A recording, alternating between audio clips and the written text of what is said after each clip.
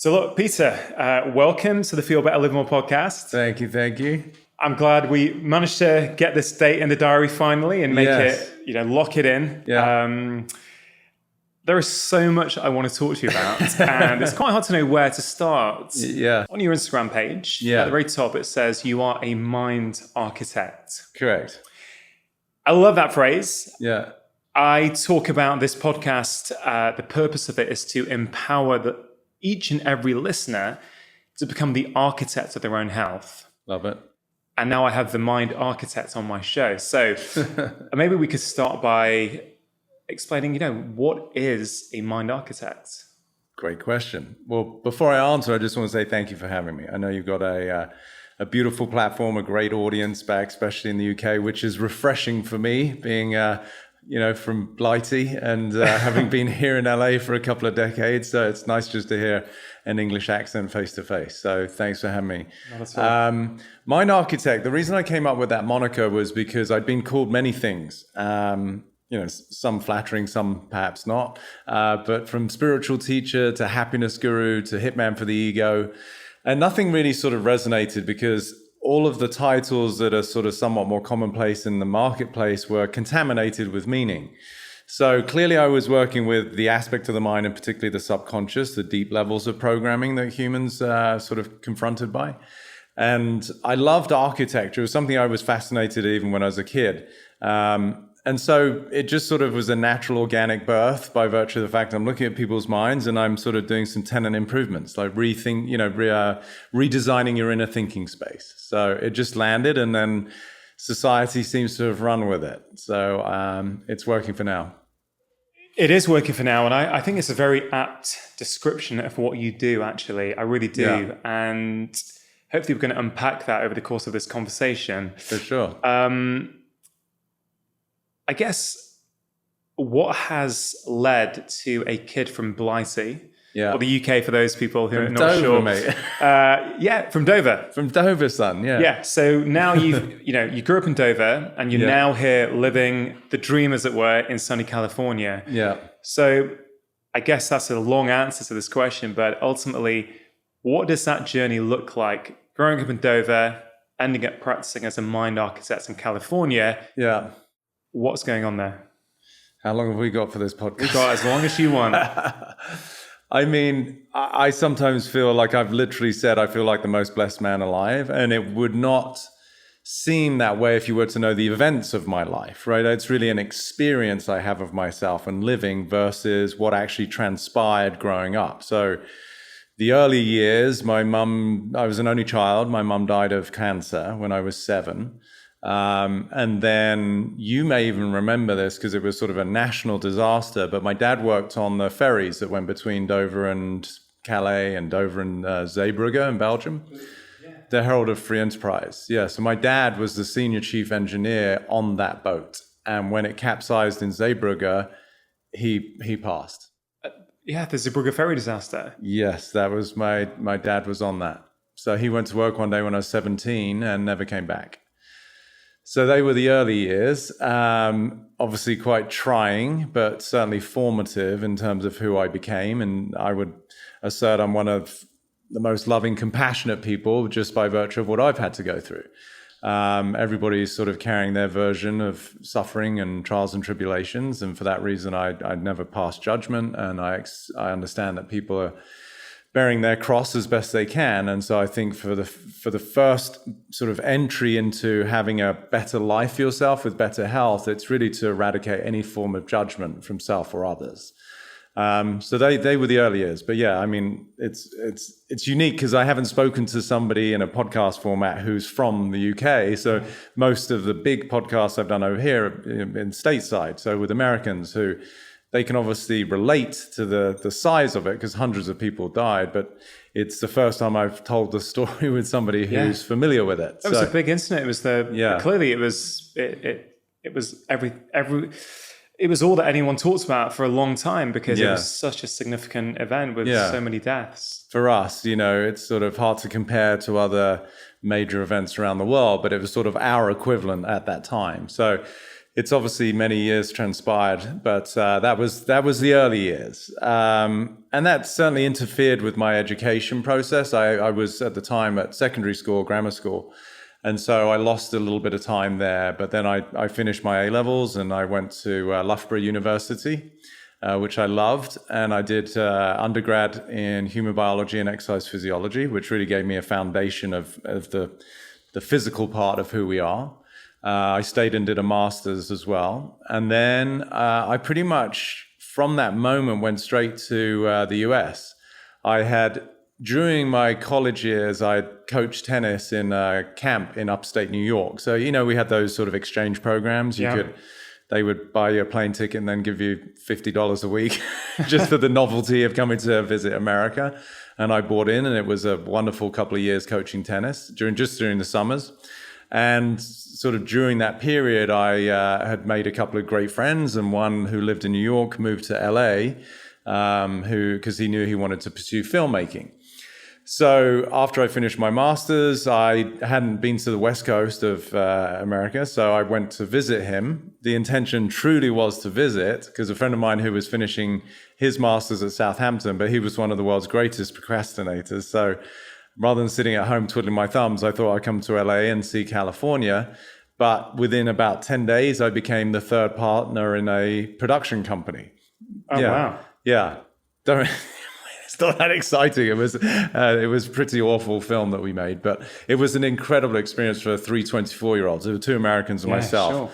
So we made this full-length feature. One of the guys I was involved with, his family had good contacts to get some money. It wasn't much, a couple $100,000, and we made a full-length feature. So an incredible learning experience, but clearly wasn't going to be anything that I could retire on. So then I pursued my training, because my undergrad in exercise physiology gave me such a depth of knowledge about, how to transform our bodies.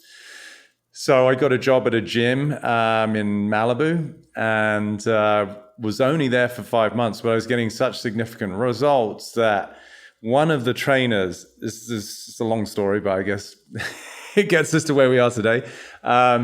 He was renowned for being a celebrity trainer, and he would work people out in that gym. So the general manager of the gym one day came up to me and said, "Look, Bob, who was the trainer, is got 2 new clients for you." And at the time, I was just killing it. So I was like, "Fine, bring it on, like more and more clients." And she said, "No, these are 2 very special clients." And then the penny dropped, because I knew who he worked for. And it's sort of common knowledge, so it doesn't really matter, but it was Tom Cruise and Nicole Kidman. So that then was the next chapter of my life. I got the job, despite they were recruiting from many places, and I think there were 7 or 8 trainers they were interviewing. But so I got that job, and immediately I came back to London, actually, and we shot Eyes Wide Shut. And then we were just traveling around the world. I did all the Mission Impossibles with them in Australia. And in terms of training them? Training, yeah, just making them look good for all the movies. So at that point, I'd also become a Pilates instructor and a yoga instructor. So I was just pulling from all of these different disciplines in the physical realm. And for me, again, I was 25, 26 at that point. So it was just an incredible opportunity. They were incredible to work for. We had so much fun, and I got to see the world by virtue of their filmmaking. And even that's an incredible leap, to go from a kid growing up in Dover to traveling the world with, at the time, I'm sure, 2 of the most famous A-list celebrities, and living that life. How old were we at the time? 26. I mean, most 26-year-olds would be vaping. Yeah, I mean, that's pretty incredible in itself. Yeah, no, I feel very blessed. And these are obviously things I could never predict. I mean, if you told me, after my mum died at 7, my dad is in a major shipping disaster at 17, when I'm 17 and passes, that, "Oh, no, don't worry, you're going to end up in LA and training, a couple of celebrities and going around the world on a G5 jet," I would have thought you'd smoke in the happy pipe. So it is quite unique. It does feel like almost a different lifetime, because subsequent to that job, then I quit because I knew I had bigger fish to fry, so to speak. And my real passion was about the power of the mind. So that's, even though I was transforming their bodies and the bodies of other people in that realm and in the entertainment industry, I just was so excited to explore some of these deeper behavioral patterns that we all had. And so that's when I started my business in 2001. So that's that. At the time, I wasn't called the Mind Architect, but I was doing very similar work. So, I mean, let's just go to that story at 26, where you're in Malibu, you're training people and you're getting incredible results. And people around you, including colleagues of yours, it can see you're getting incredible results. Yeah. So I'm going to bet that the reason you were getting incredible results, I'm speculating, but I imagine it's because you weren't just looking at their bodies. You were also, I imagine, influencing their thinking and their minds in some way. Is that fair to say? That's a fair observation. You know, you're a pretty smart guy. Yes. I mean, for me, everything comes down to relationships, right? Like I'm working with people at the highest level of their industry, whether it be entertainment or business or sports. And it's how do we relate to ourselves? How do we relate to life? How do we relate to others is really what generates our experience of life. So for me, I love relating. Like I love to listen. I think that's my superpower is people will come to me with all manner of what they think to be issues. But I listen from a place of love and compassion and acceptance, which first of all makes them feel safe to share things that maybe they don't even share with their spouse.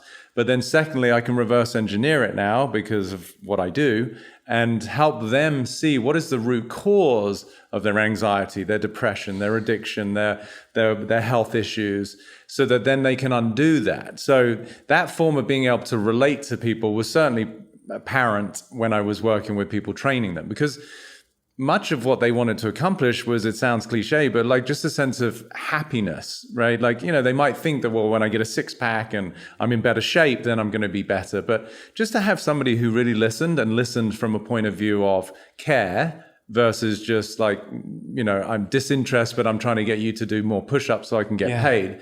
Like sometimes there were a couple of sessions, we might just sit down at the juice bar and have a smoothie and talk because there was just stuff on their mind. That to me is the greatest precursor to healing versus, you know, doing all of your cardio. Yeah, I'm starting to realize, Peter, why I'm drawn to your work so much, because many of the things you're saying it's almost like a mirror back to me in terms of what I see. I mean, how old are you now? If I don't mind this, I just turned 50. I mean, that's hard to believe. But I know, most people don't. So we'll keep that off the podcast. We'll keep that off the podcast, yeah. We'll cut that. I'm sort of in my early 40s. Okay. And I guess the point I was getting to is, or the point I was trying to make, is that I've been seeing patients now for almost 20 years. Yeah. Seeing patients. And you've obviously been seeing people and clients for longer than that. But I have found more and more that the skill I have to offer people when people come and see me, the most important thing I can do is to listen. Yeah. And is to listen without judgment. And I can tell you that I learned this very early on. I think it was in my first week as a GP. I was going down the specialist pathway. I'd done my exams for that. I was called a member of the Royal College of Physicians. Yeah. I was doing a locum registrar job in nephrology, so in kidney medicine. Yeah. And, for a variety of reasons I changed. I just felt, you know what? Medicine for me seems to be getting quite disconnected. We're starting to look at the different parts of the body in isolation. Yeah. I don't just want to see kidney problems for the rest of my career. Yeah. I want to see the whole person. And so, beautiful. Much to my dad's dismay at the time, I took the step to move from the specialist path to being a generalist. Right. And I can tell you today, I am super, super proud of being what I consider to be an expert generalist. I love that. And I'm one of the things you keep talking about, or I'm hearing from you, is that you have. Yeah, you went to, arguably the best sports medicine university in the UK. You learnt about the physical body. Yeah. But then as you were getting older, you started to go, let me learn about yoga. Let me learn about Pilates. Always, it sounds as though you are, I think like myself, a learner, somebody who is always looking to learn from different fields and pull in what you feel is relevant for your practice. And I think that's what an expert generalist is actually. And I think we have overly emphasized there's been this cult of the specialist. Yeah. And again, specialism has its value. Yeah. I do not dispute that. But I do think we're moving into an era where people's problems are so chronic and in some ways, although I suspect you would reframe this, are so complex and there are so many different inputs into them. I think this is the era of the generalist. How do you take this person in front of you and figure out what are the various things going on in their life that is relevant? So I've always looked to learn from other people. I remember at medical school reading things from personal trainers thinking, oh, that's interesting. Why am I not learning about that? That might help one of my patients. Or, you know, other traditional branches of medicine, like traditional Chinese medicine or Ayurveda medicine. And so there's so many things that I resonate with that you just said, you know, being a good listener, pulling from different fields. So yeah, it's super interesting to me, and it sort of is clicking in my head why I think I like your content so much. Well, thank you. And Ayurveda is a big part of my work too, because I became qualified as an Ayurvedic practitioner for the same reason that you're speaking about, which is to look at a human being spiritually, mentally, emotionally, and physically. You know, Western medicine, which does its job, right? I think it gets a bad rap because obviously in acute cases, emergencies, phenomenal, right? But for these chronic conditions, to me, such a disservice to human beings because they're not interested in root causes. They're interested in managing symptoms, right? It's a disease care system. It's not a healthcare system. So to your point about this segregation, this separation of organs from gastroenterologists to neurologists, whatever it might be, cardiologists, we're looking at people fragmented. I'm biased because of what I do, but if you don't take care of what's going on in the subconscious of people's minds, at best, the term I use is you're going to be the greatest version of your limited self. Now, if you really get that statement, it's very profound, right? So you're stuck within the parameters of your blind spots, right? These beliefs of inadequacy, insecurity, and scarcity, which to me are universal, they're primal, they're very deep. Then we develop survival mechanisms, adaptations, compensations. And then on top of that, our physiology is going to, just by natural cascade, reflect whatever's going on internally, which is, as you know, as a doctor, usually a mild state of fight or flight, sympathetic nervous system, cortisol, adrenaline, noradrenaline, that whole storm of hormones that really is doing us a disservice. It's affecting people's sleep and weight gain. All of the things that people are dealing symptomatically on the surface, to me, are a byproduct of the fact that human beings currently are designed to survive. Everything is a potential perceived threat, whether it's being what your boss is going to say or your spouse is going to say or your parents are going to say, or am I going to be able to pay rent, or am I going to be okay in the future? Am I going to realize my dreams? Am I ever going to quit smoking? Am I ever going to lose weight? All of these sort of unanswerable questions inspire this internal sort of fight and battle that people have, that to me is the dis-ease, the absence of ease, that then manifests over time into some physical symptoms. So that's why I get super passionate about this, because you can do all the work externally and it's not a knock on your industry. And thank God you listen, you know, and that's why you're making the difference you are. Because if you don't address what's going on mentally and emotionally for somebody, at best, you're just making the window dressing look good while the back of the shop is just on fire. And I guess, you know, we are in prime territory for that, aren't we? We're in the heart of Santa Monica, which is, you know, potentially the wellness capital of the world. And there's a lot of people walking around here who look good. Looking good is definitely one of the greatest products of this town. Yeah. And again, it doesn't mean that they're not good on the inside, but I would bet that many of them have sacrificed their inner sense of well-being and satisfaction in that external pursuit of what they consider to be physical health. Yes. Yeah, well, because human beings are designed fundamentally, as far as I'm concerned, to be loved and accepted. We're seeking belonging. You know, this is primal universal psychology. We want to fit in. So one of the means by which we believe we fit in is based on our appearance, right? Like, so for the man to sort of, as a stereotypical archetype of a man, is to be strong and to be fast and nowadays to be wealthy. And for the woman is really to be beautiful and pretty and sexy. And you see this just on Instagram accounts, like how many guys are there with their shirts off and how many women are there displaying, their latest bikini outfit for the umpteenth time. So none of it's wrong, but if you understand what are the underlying motivators, it's really a human being individualized, thinking that they are separate and that their ultimate accomplishment is to feel love and acceptance from their environment. What most people don't understand is if I'm seeking love and acceptance from others, what I'm actually saying and reinforcing is that I'm not loved and accepted inherently. And therein lies the survival, the disease, and the exhaustion that people are dealing with. So it's cliche, but what I'm helping people find is complete comfort in their own skin, total self-love and acceptance. And that to me is real health and real success. Yeah. I mean, I completely agree. It's interesting that sometimes when I talk about these topics on this podcast, it's not quite the same thing, but I spoke to Gabor Mate a little while ago. Okay. I don't know if you know Gabor's work, but it's absolutely. I'm sort of a big fan of Gabor and what he's doing.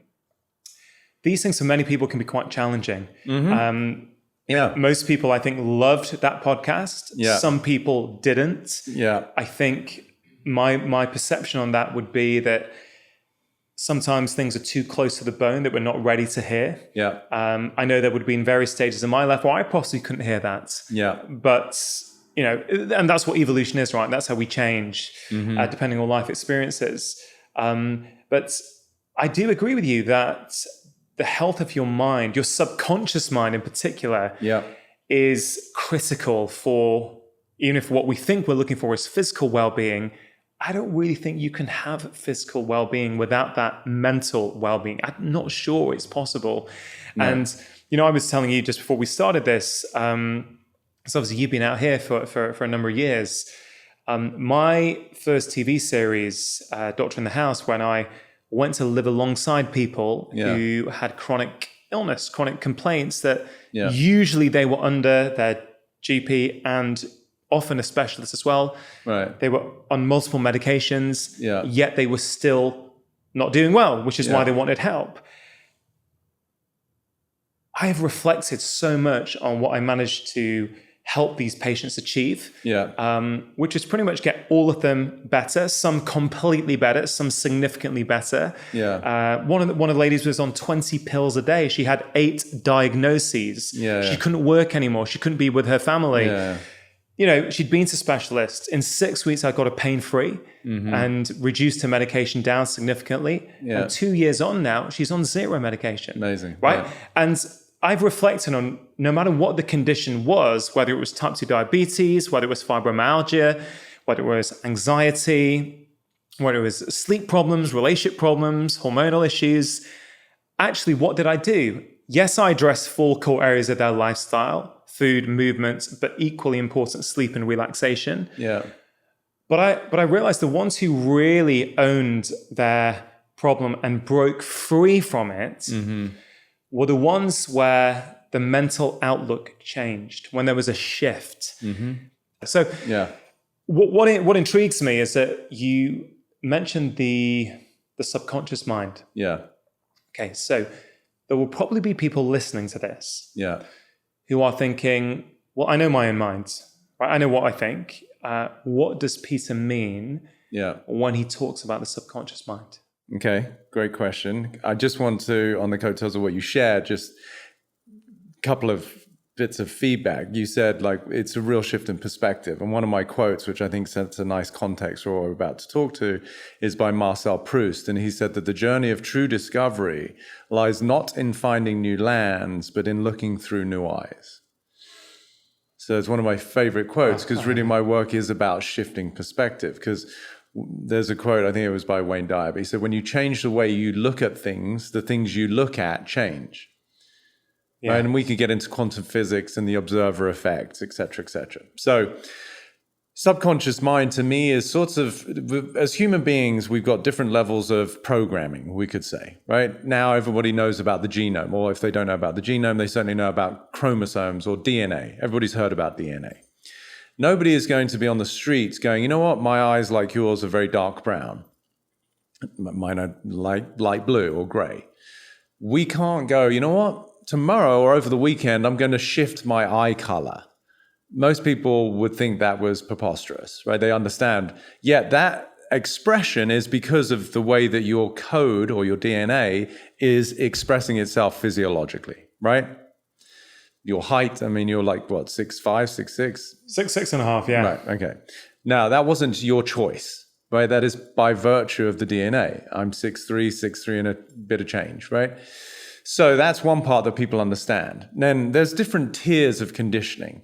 You could argue at the more superficial level, somebody who walks into a coffee shop, one of the parts of their conditioning is somebody goes for, a cappuccino, but somebody goes for a chai latte. It's more superficial and they get to change that more readily. They might go, I'm with somebody and they actually don't drink coffee, so I'm going to have a mint tea because out of respect or something. So that was a relatively easy change. So we can start to see there's this hierarchy of programming, but it's a form of conditioning. So much closer to the DNA, I would say the subconscious is deep programming that I would assert is both universal and it's primal, meaning there is this survival instinct of a human being. And so those codes, which to me exist in language, were formed in our childhood. So the first time that you found out that not being you was not enough, right? So for a baby isn't conscious of what are you thinking about me? There's not that self-concern or worry for what other people's interpretation is of your behavior. So a baby will literally being held, they've been fed, and they'll throw up down someone's back because it's just what they're doing. They're like, oh God, I look like an idiot. Right? And they don't care if the dress is a Gucci. None of that has been installed into their programming of these social norms and how you're supposed to behave or be polite. So, but the first time when we're young, usually, around 1.5, 2, 3, when we can understand words, maybe we get scolded a little bit. It doesn't have to be physical. It could be just, hey, stop that. That's bad. Or you did that wrong. And there's this first sense of being me is no longer enough. I now have to behave in a certain way in order to keep getting the love, the support, the security of my archetypes of male and female, which is mum and dad, usually. And so that's when we start to create our subconscious patterns of like, oh, I have to act in a certain way in order to stay part of this tribe called my family, or it could be a community, it could be my school. And so now we start to get slowly programmed. Now, training the subconscious is amazing because when a baby starts to walk, obviously it doesn't come out of the womb and it's like running like, Usain Bolt. It takes a minute to develop the central nervous system. But you fall over, you get up, you figure it out, and eventually, by 1 year, 1.5, you can walk pretty convincingly, right? So, but that's now all conditioned. You don't have to every morning when you're 30 or 40 or 50 get out of bed and go, oh, shit, I forgot how to walk. I've got to figure that out again. It's already programmed. So certain parts of the subconscious, which are deep code, are incredibly useful. Where we get tripped up and where my work comes in and is pivotal is what are the deep-seated programs that they're self-critical, where I feel that I'm not enough, or I feel that I'm not loved, or I feel that I'm not worth anything. These are these insidious pieces of program that people will adapt to. So somebody, for example, who thinks they're not enough might become the perfectionist. Somebody who thinks they're not valuable could become a people pleaser. And then they wonder why they're exhausted or they're never quite accomplishing what they want in life because the actual energetics, the frequency, without getting too esoteric, the vibration they're functioning from is the precursor to their thoughts, their feelings, their behaviors, and then their actions. There's a natural cascade. So if I live in a world, as sort of a mental prison of I'm not enough, then what I might think is, well, don't mess this up, right? I might be conscious of my thought. Like you said, well, people will say they know their mind. I would assert what you're aware of, conscious thinking, is not what I'm pointing to. Conscious thinking arises out of subconscious programming. So somebody who fundamentally, meaning at the deepest level, thinks they're not enough, what they might think about is, oh, there's an attractive person over there, a guy or a girl, and I want to go over there, but why would I? They're not going to be interested in me. That might be their conscious thought quietly to themselves, but it arises from a deeper feeling of they're not worth it. So then the actions they take are, in this case, inaction, and so they get the results, which is they go home alone and they can't find someone again. Or conversely, we adapt to it, right? And we develop courage, or we try to force our way through it, but we might be nervous. We get physiological responses, damp hands, we start sweating, we go into that fight or flight response, which again is an indicator that I'm coming from a place of inadequacy and fear. Yeah. So I could go on about this obviously for hours because it's very profound. I was telling you, I was doing a podcast 2-3 days ago with this amazing Australian guy, very smart, traveled the world, done a lot of work on himself. He was sitting there with incredibly, like almost scarlet red rashes around his eyes. Like a dermatologist, I'm not sure it's rosacea, it was almost a form of psoriasis. But even looking at him, it would sort of inspire someone to want to scratch their eyes. It just looks so irritating. So halfway through the interview, God bless him, he said, I know you obviously understand the power of the mind and how it influences our health and physiology, but you're also an Ayurvedic practitioner. What would you say about what's going on with my eyes? So I said, well, I explained from an Ayurvedic perspective, the excess heat. He's a pitta type, meaning fire type. And I said, there's obviously a bit of toxicity in your blood. It affects your eyes, your liver, where the pitta sits inside of our body. Pitta is Pitta for anyone who doesn't really know what Ayurveda is. But it's basically heat. So he could relate to that and some of the things he was doing in terms of food, and the stress and alcohol, spicy foods all contribute to that heat in our body. But I said, the thing that I'm picking up most is the emotions. And he said, go on. I said, well, do you want me to go there? Because this might be a bit uncomfortable, to your point about sometimes you've got to use a bit of tough love. And he said, no, I'm open. I said, well, what I see is there's a lot of hurt in you. You're a very sensitive guy. But he was built like it's almost a bit of a compensation, the sort of quintessential scrawny kid who becomes a bodybuilder. Not to that extreme, but there was an element of that involved here. And I said, you've clearly been hurt. Well, first of all, you're human. Welcome to the game. But I can see that you've protected yourself. And one of the ways you protect yourself is anger. So when people get angry, usually it's a survival mechanism against being hurt. If a dog's been hit too many times and you go near it with a hand to stroke it and it growls, it's not that it's a bad dog, it's just collapsing past conditioning with a potential threat, and now it's protecting itself. Does that make sense? 100%, yeah. So what he realized, and then he started talking about his childhood, and it's all on a podcast anyway, so he's going to be airing everything. But he's talking about his parents separated when he was very young and the impact that had on him, and he was talking about how when he grew up, he never wanted to mess up like that. He wanted to get it right. And you could feel the pressure in the fact that he's wanting to avoid what he'd been through. So basically, like most people, he's literally trying to avoid his history, which is impossible and futile. But in that energetics, there's also a massive judgment of his history. He's saying what happened was wrong and bad. So now he's collecting all of this judgment. Judgment is like friction, which creates more heat. So anyway, I broke down the whole thing, got him to completely reconcile and accept his history. There were a lot of tears, which was so powerful for the cameras. It makes for great TV, but it's also very moving for his audience. And so that was that, some tears. Anyway, he texted me, that was about 4:00 in the afternoon, 3:00. He went to dinner. He said, this is unbelievable, but to me it was totally physics. He said, I've come back. He said, it's not completely gone, but it's about 50% already. Then I saw him the next morning because he wanted to come and just meet somebody who works with me at my house. And it was probably down to about 10-15% of what it was previously. Now, that to me looks like magic, and some people may even question it. But from my perspective, that is shifting the subconscious, releasing a lot of deep trauma and emotional harm and hurt that's been trapped. And letting that go is one of the most liberating experiences anyone can have. And immediately the cascade will affect your physiology, whatever your dis-ease is. I mean, Peter, I love that story. I totally, I don't question it at all, actually. I have seen time and time again surprises, or what the convention would regard as surprises when looking at people, when helping people, when helping patients. I do think modern medicine gets a bad rap. I agree with you that modern medicine is doing what it is meant to do, which is be very good at acute disease. Yeah. Frankly, I can say this with a lot more courage than I could have done a few years ago, but we are way off track when it comes to chronic disease. Yeah.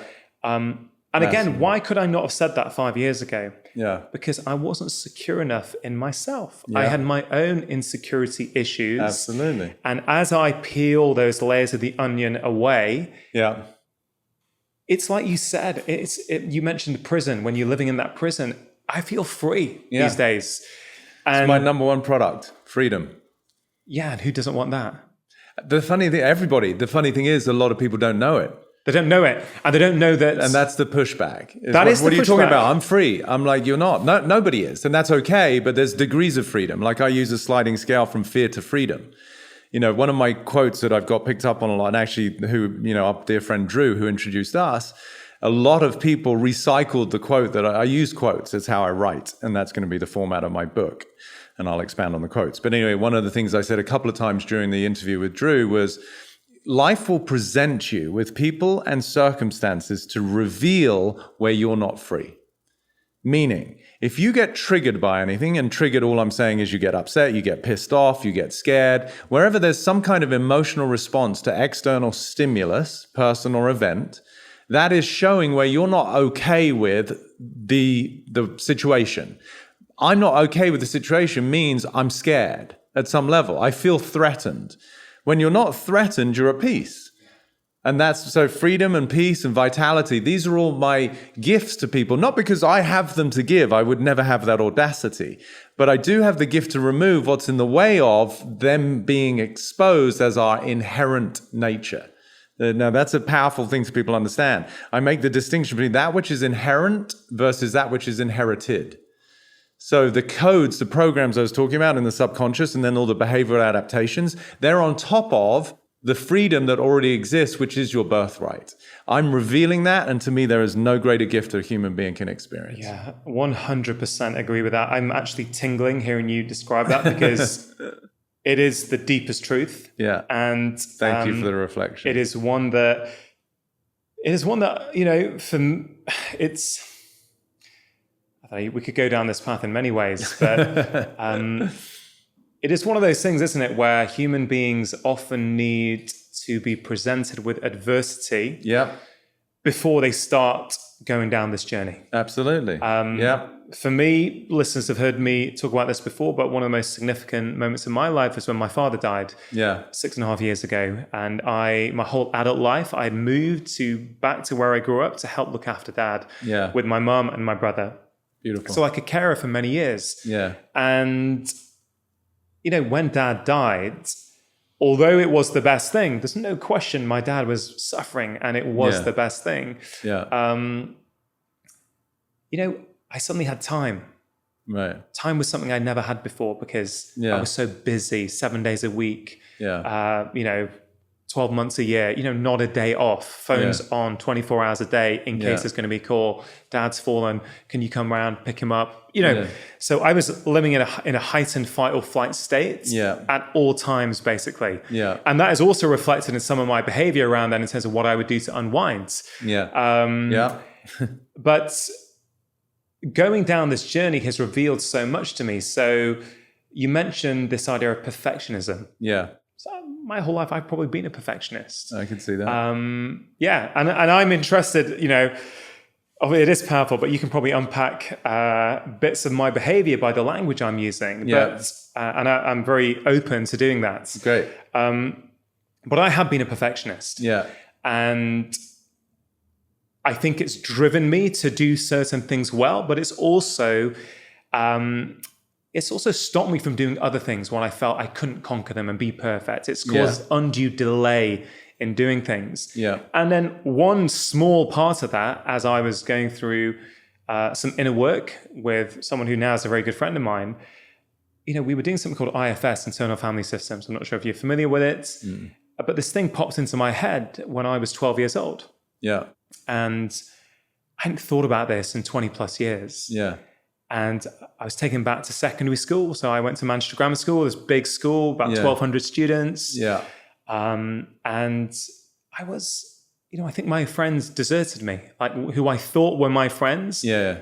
I think they just went off and kind of chucked me. Right. And I was really upset. Yeah. I think I was crying. Yeah. And, I'm miles away from home. I'm in this big school. Yeah. And I sort of go back to my classroom and I sort of morphed into another group of friends. Yeah.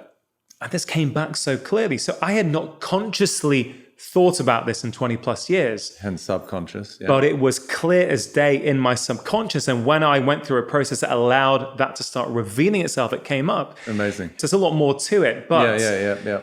Suddenly, so many aspects of my life became clear. I was like, oh my God. Yeah. I get it now. You are scared of being rejected. You feel that at any point, somebody could desert you and leave you. So my response is to go above and beyond what I should do. Be the perfect friend. Never say what I want.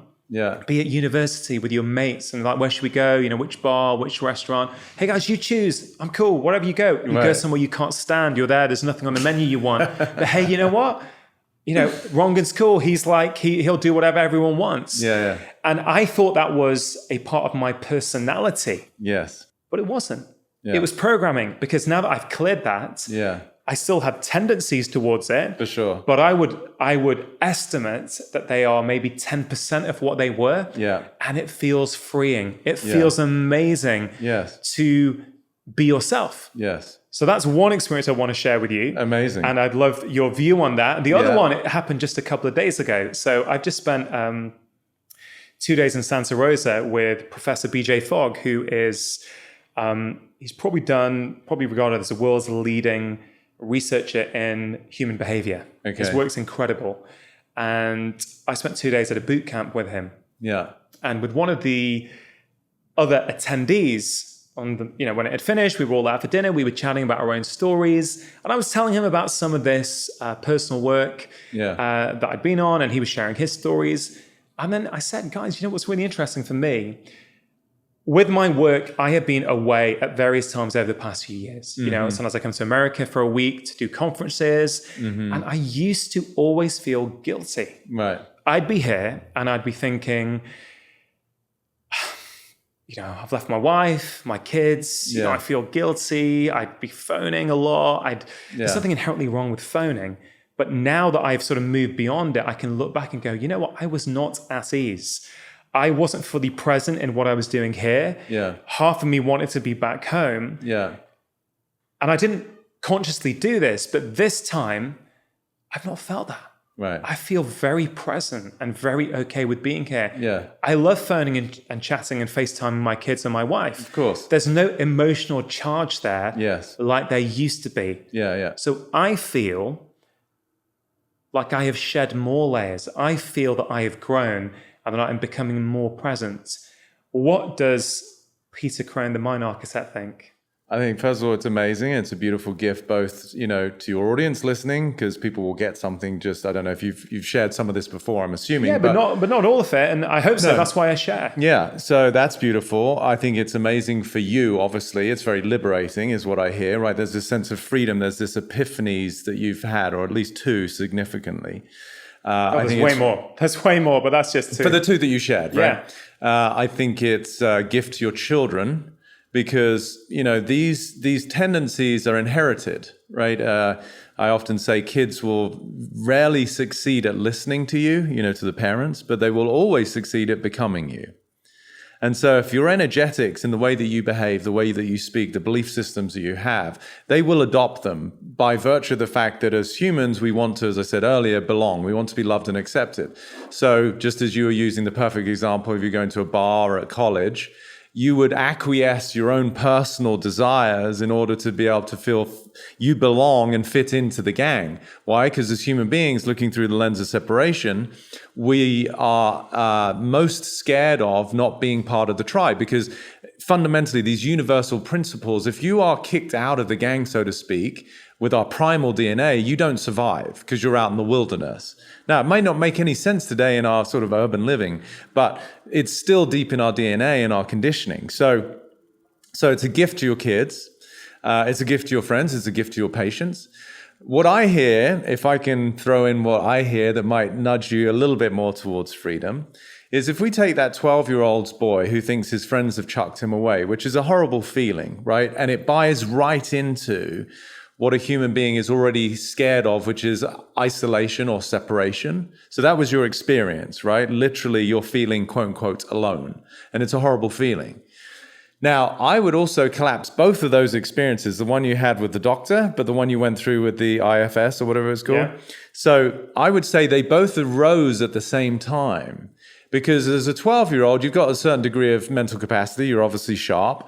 So when your friends, quote unquote, chuck you or abandon you, that's how it occurred to you. That's what seemed to happen. In reality, what happened was you were standing where you were standing and they weren't there. That's the physics of it, right? So we start to uncollapse, the event and the emotion associated with it. So my assertion, without knowing it, but you can reflect it as a truth or not, is at that moment, your brain, because it's designed to predict and protect, probably made the assumption that not only had they gone, but you must have done something wrong in order for them to leave, because otherwise there's no logic for them to go. Does that make sense? Yeah, for sure. Perfect. So now we get into this realm of you always wanting to do something to make sure that people aren't inconvenienced by you. I would put it in the language, well, I'm going to ask you actually, what does that kid think about himself if everybody's left? What's how does he occur for himself? How does he define himself?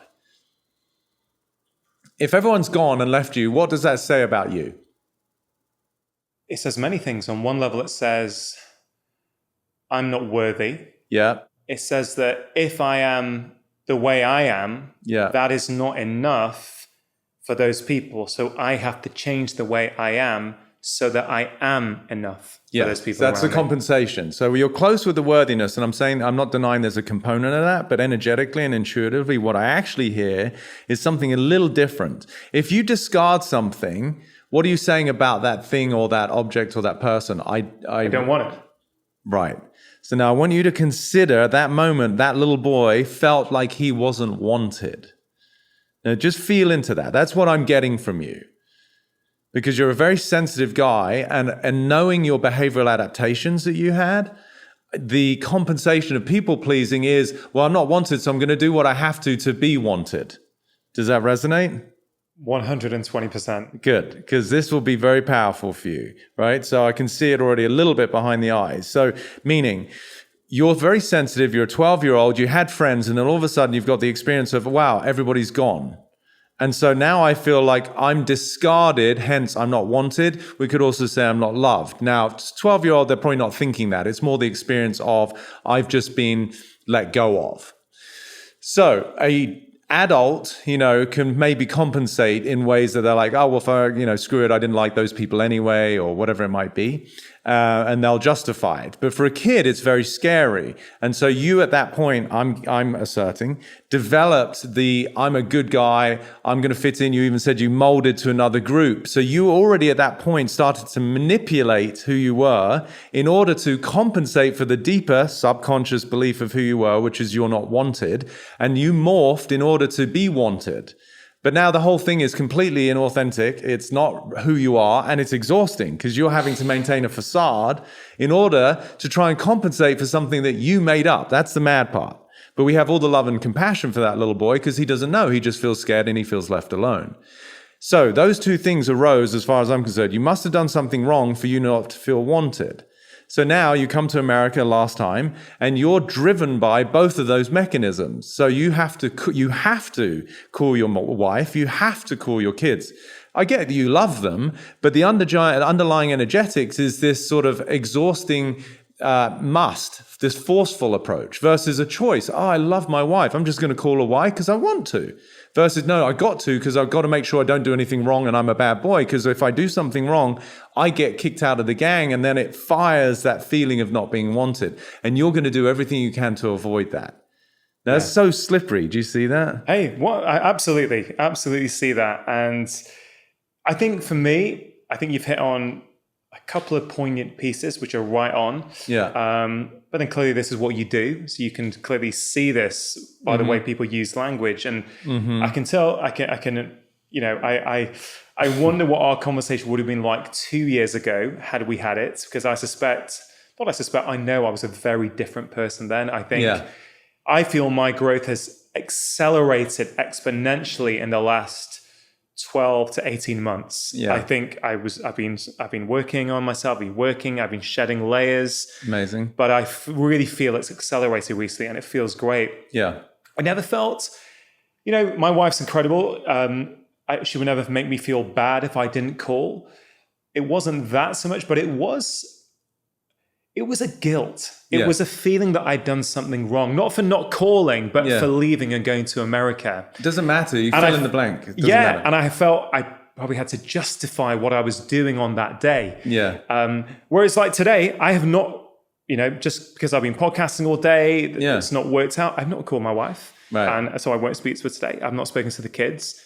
And you know what? I feel totally okay with that. Well, so you're very bad and wrong. Hey, I'm kidding. No, I'm sorry. But genuinely, No, I'm kidding. I feel okay with that, and it feels so freeing because I never would have done. No, and now I feel, I love my wife. I love my kids. Yes, things absolutely. are great. And what this does, as you become free, as you shed these layers, you start to really tap into what presence is. You start to tap into real compassion. It changes the way. Changes the way you view other people. You've discovered, as far as I'm concerned, love, but this time love of self, and that also allows you to have love of others. See, love doesn't have expectation. It doesn't judge. So when you were in the realm of guilt, as you said, which to me, or shame, is a byproduct of thinking you've done something wrong. Guilt and shame can only be the emotional experiences to a psychological belief that we've done something wrong, right? So that was deep ingrained in you from probably about age 12, maybe before. So at that point, again, as I said, you were concerned of doing something wrong, because if you did something wrong, the byproduct, the cost of that was you get, quote unquote, kicked out of the gang. You're not wanted anymore. But what I want you to understand, to deepen this freedom for you, where was the feeling? Who was the one thinking they're not wanted? So where was the actual experience of not being wanted? It looked like it was because your friends left. But it was in me. It was in you, right? It was a story I created. So follow with me. So where were you born? I was born in Manchester. Manchester, great. So if I cut you open, am I going to find a manufacturing label in there that says Rangan was born in Manchester, he's not wanted? Am I going to find that anywhere? No. Great. So it's not actually part of your quote unquote makeup, but where did it exist? Because it was there. It defined the way that you morphed. It defined your behaviors. So where did it exist? In my head. Yes, in your head. And in what form? How does it exist? I'm not wanted. What's its structure? Without getting too smart. What's its structure? Yeah. Words. Words. Right. Now, stick with me because this is going to be profound. So you're 12, you go through this experience. I have all the love and compassion for that little boy. He felt isolated. Can I say that, Peter? I suspect that even though that was the incident that came up in my head, I think there were incidents before that. And I think this just echoed the same pattern. It just reinforced the pattern because there was stuff when I was 4, 5, 6, little things. I guarantee. And I would actually even assert it was way before. Exactly. You actually, to me, these are all pre-installed. We arrive with them. And the game of life, this dimension of humanity, is the catalyst for us to be able to reconcile them so that we can be liberated. Now, that's very poetic, but to me, it's also very physical. I love it. And you call it the game of life. I think about it when people say, or when I reflect on what is the point of life, I feel the point of life is to actually figure out who you are without all these compensations, without all these reflections from other people, from other experiences. Actually, who am I when you strip all that away? And I guess we're saying a similar thing in slightly different ways. Yes. That to me is true freedom, true liberation, where I can transcend the constraints of my subconscious, which are in words, to come back so we can finish the point. They're not truths. They're forms of programming. They're constructs that I've been stuck within as a prisoner. And I may have developed survival strategies on top of it, behavioral adaptations, like you were becoming a nice guy. You'd go to the bar. You didn't want to. You have to call the wife. All of these things were compensations for a deeper belief of inadequacy about yourself, an insecurity that you're not wanted, you've done something wrong. So your whole brain is wired to make sure I don't do anything wrong because the cost of that is too immense. I feel not wanted. What your brain didn't realize is the I'm not wanted was self-generated. That's the madness of the game. It's the cliche of the, look in the mirror, that's your only enemy. Right? So your not being wanted was an experience that you made up in language, and you would have had evidence, from age 2, 3, 5, 12, as we've discussed, to confirm it. But it's just you're using external evidence to confirm an internal narrative. So the ego's number one priority is to be right about itself. And that's the madness of the work that I've seen for 2 decades now, is people will defend and fight for their limitations. I will prove to you that nobody loves me. They're just wanting to be right about their own inadequacy. It's always me that this happens to. Why me again? Perfect. Yeah? So let's just finish for you, because I really want you to get this. So you've realized the I'm not wanted exists only in you. It exists in your mind in words. So therefore, I'm going to ask you a question. You can only answer yes or no. Is it true, therefore, that you are not wanted? Yes or no? No. No. Now, feel into that. When you feel not wanted, we've already got a glimpse of what your life looks like. But in the absence, and this may seem like a weird way of doing it, if the I'm not wanted is gone, you just don't have that relationship to yourself and life, how do you feel? Free. Total freedom. And how do you feel with the way that you interact with life and other people? You feel... Say I, because it's more powerful.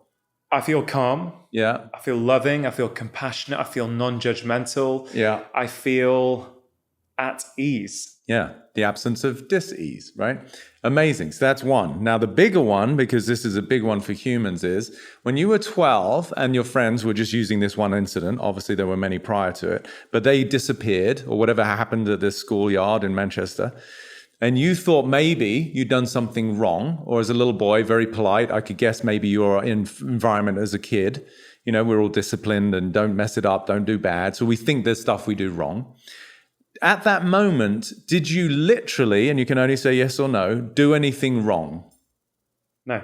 No. And I don't care if you threw stones at them. You were just throwing stones. It wasn't wrong. I'm not saying it's an ideal way to make friends, but you weren't doing something wrong. Okay, so do you get that? You didn't do anything wrong.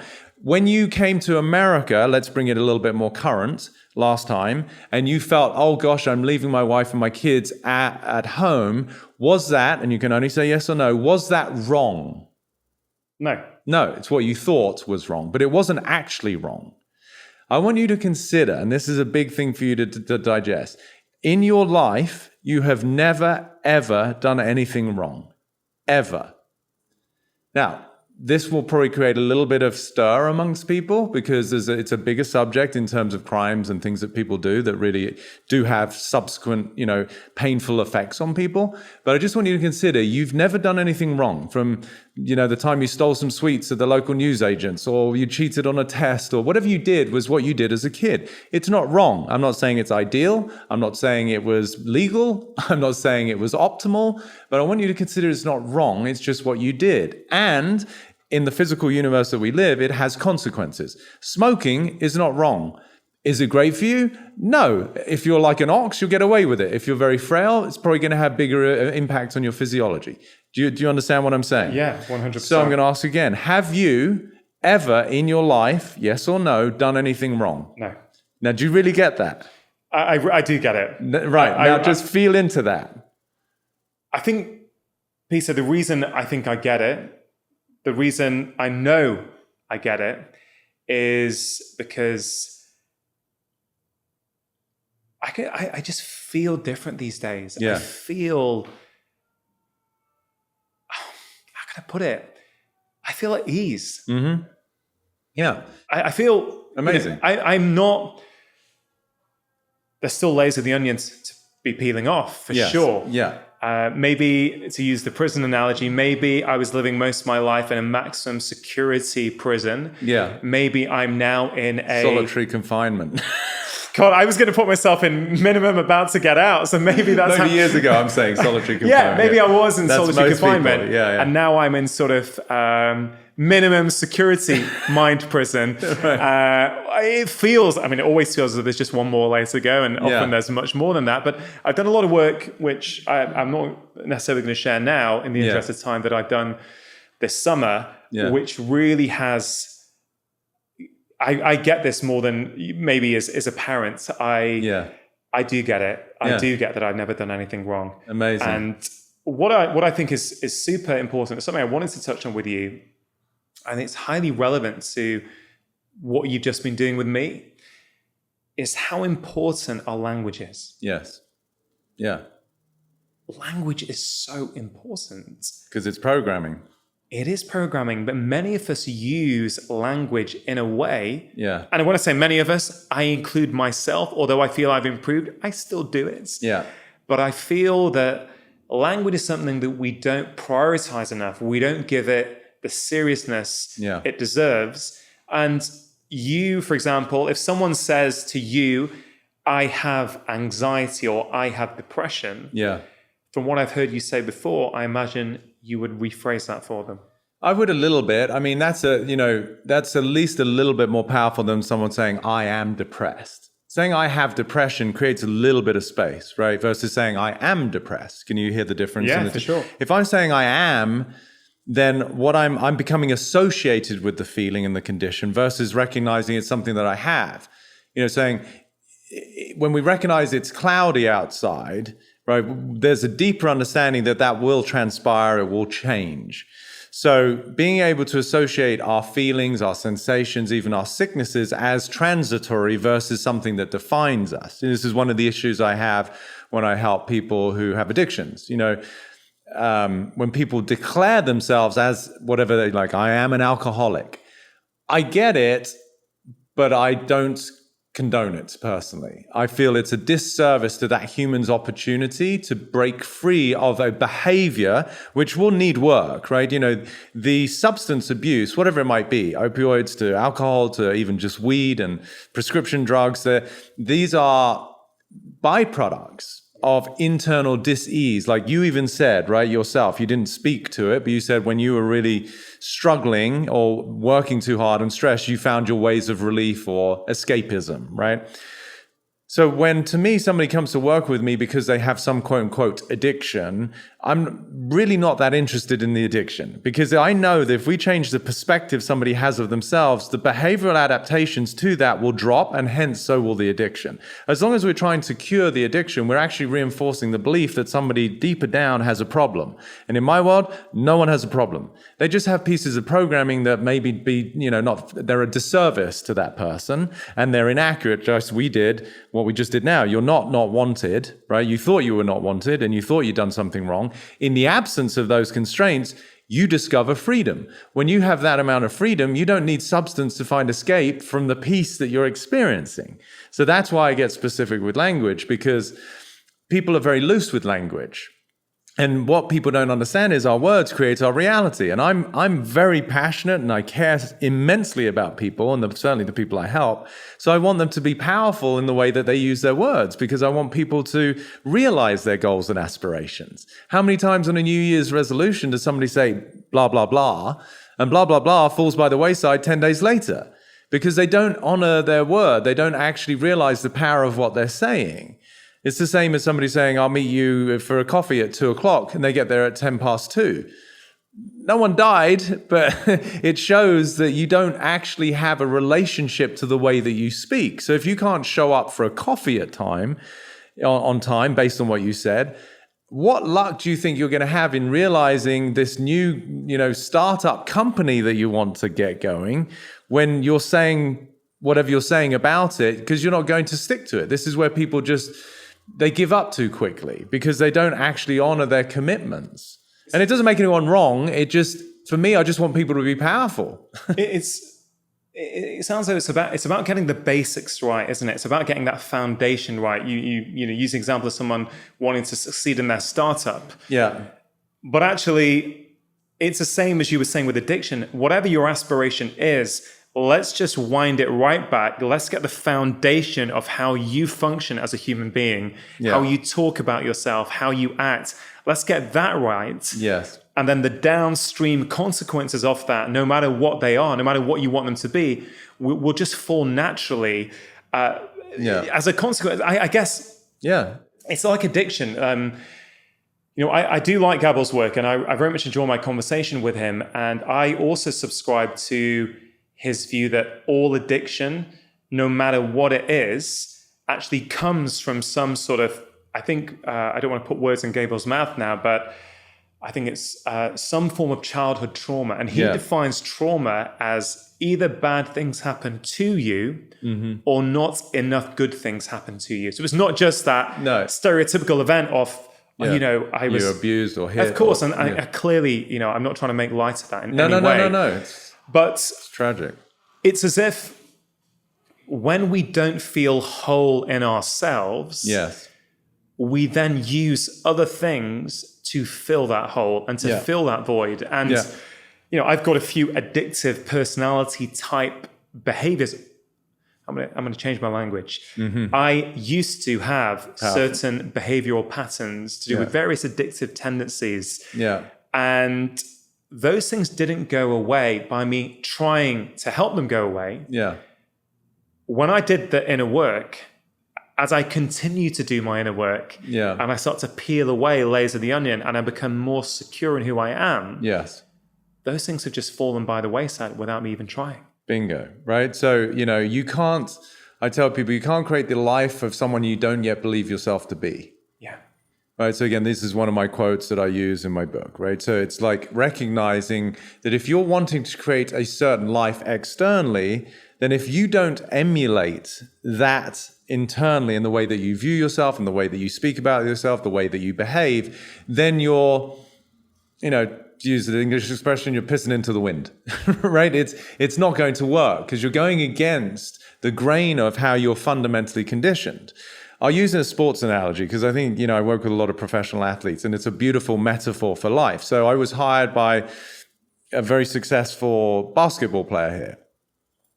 And he was struggling from the free throw. Like when one of the players gets fouled, you go to the free throw, it's a relatively easy shot. The league average is 75%. So when a guy is fouled, he goes to the free throw line, usually makes the 1 pointer, 7-8 times out of 10. This guy's average was 35%. So, it wasn't even close to average. It was half the average. And you can imagine he was, losing sleep. It was affecting his personal relationships at home because of the stress. Crowds were starting to boo. And here's somebody who's getting paid millions of dollars. There's literally millions of fans. They're fanatical here in the States about their sports. And it was costing him a lot. He was really, really struggling. So the point about addiction and why I'm using this sports metaphor as a comparison is he had become addicted to the fact that he had a problem. So when I met him, I said, you're probably speaking to everyone you can, from players, coaches, even sports psychologists. He's like, I'm doing everything I can to fix the problem.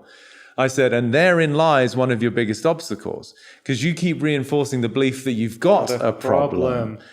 Do you remember the movie Men in Black with Will Smith, and they waved the black wand after they'd seen the aliens to wipe their memory? So I said to the guy, I said, if you had no memory, where's your problem? Just to start to give him an indicator that what he's fighting is his history. So now he goes up to the free throw line. He isn't even focused on what he's trying to accomplish, which is make the basket. He is trying to avoid his history of hurt, trauma. I'm not a big fan of the word trauma, but past failings or disappointments where we got upset. And now he's standing there literally trying to fix his history. But that's only impossible. So, I played with a guy, as you can probably imagine. I'm coming from a lot of love and compassion. He's doing the best he can. It's affecting him dramatically. But I said, once he got to see it, I said, I used a metaphor. You're like driving a car, but the way you're driving the car is you're looking in the rearview mirror. So all you're seeing is what's behind you. And then you wonder why you keep running into shit. Yeah.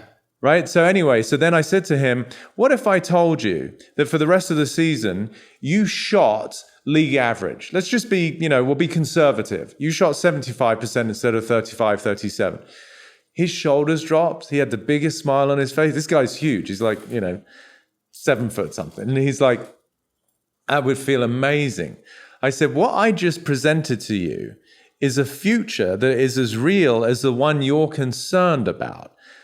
The difference is, I recognize that as a possibility, whereas you're so busy trying to avoid your history that you're actually standing in the line in a state of anxiety, which is self-perpetuating, it's self-fulfilling. Both the futures, you're worried about one, mine is phenomenal, or at least better. They're both made up. Why? Because we're still sitting in your house. We haven't gone anywhere.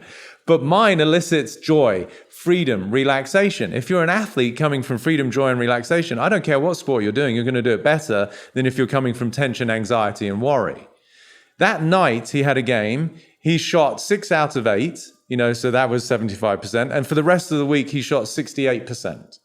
Way better than previous. Almost double if you're into that kind of stuff. Yeah. Right? So what happened is, going back to the addiction, is most people are completely addicted to their history and then spending the rest of their life trying to compensate for it.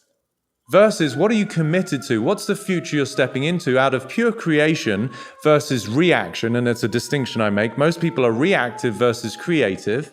You feeling you had to call your wife was a reaction to the fear that you generated, thinking you were doing something wrong. There's nothing creative, there's nothing new, there's nothing passionate about that. It's you trying to protect yourself and not get into trouble, which is how most people live their lives. Again, not wrong. I have all the love and compassion. Yeah. But let's wake up and find so much more joy and freedom for ourselves and come from a place where we're creating an extraordinary future that we're working towards versus trying to fix a history behind us, which we can't do anything about anyway. Yeah. 2 totally different worlds to live in. This idea that we get addicted to the stories. Yeah. They define us. They do define us. And the thing for many of us is we're not even aware that we're telling ourselves those stories. Hence, it's the subconscious to come full circle, blind spots. Yeah, and that's exactly. why I have all the compassion in the world. One of my lines I say, you can't be held accountable for that which you're oblivious to.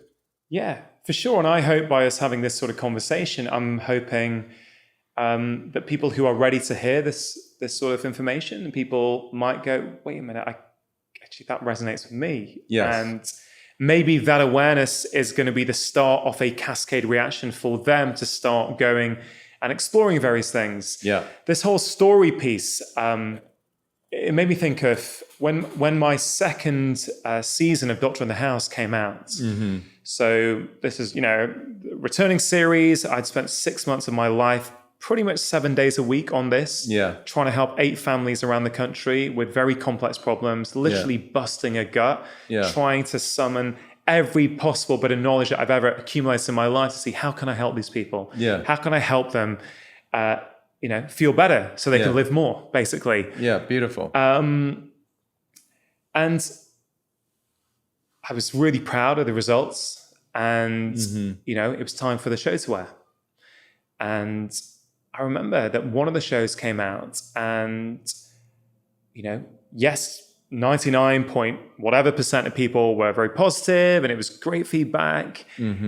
But there was a section who hammered me, like literally hammered me on Twitter.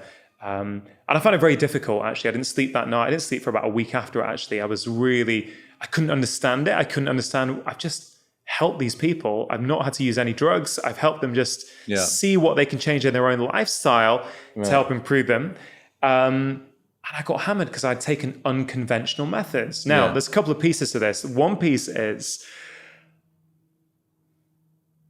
let's say there was a lady with fibromyalgia who was pain-free after 6 weeks. And she had been suffering with that pain for, I think, nearly 10 years prior to that. There was a section of people who would hammer me online. And what was interesting is a lot of them had Fibro in their Twitter handle. So, Fibro Tom or Fibro Sally. Right. And initially I found it very hard, but then I soon turned from being frustrated to actually having compassion. Because what I realized is actually their whole identity has become their illness. And I am not judging that. No. I do not know what it's like to live like that, okay? It can be I'm just putting that out there. And I suddenly started to go, actually, you know what? That must be too difficult to get your head round, that you've just seen on a TV show a lady suffering for years. literally go pain-free in 6 weeks. Yes. It's almost too much a cognitive dissonance from where you are currently at to think that is real. And therefore, the only way to deal with that is to attack me and say this was never fibromyalgia, this is nonsense, BBC are a disgrace for putting this on, what does Dr. Chatterjee do, et cetera, et cetera. Yes. But once I reframed the way I viewed it and looked at this with, wait a minute, I get it. I'm totally compassionate. Amazing. Why they're doing it. It changes everything. Yes. And I think that was one piece of that, which is the whole identity piece and how we all, and I have been guilty. And maybe I am guilty at the moment, and maybe in ways that I'm not aware of creating stories about myself. In fact, I probably am. So that was one aspect. The second component there is on an individual level, and you will be picking this up. You're observing. I'm sure you are picking this up as we go. But why on earth did that bother me? Right? Yeah.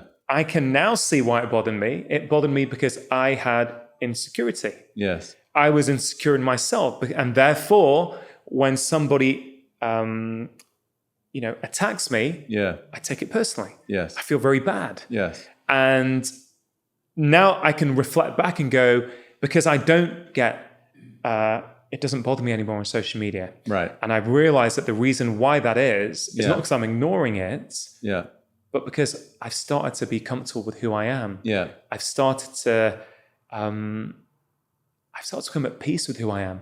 Yeah. I don't feel this constant battle to try and create a story around me. Yeah. I'm just pretty cool with who I am these days.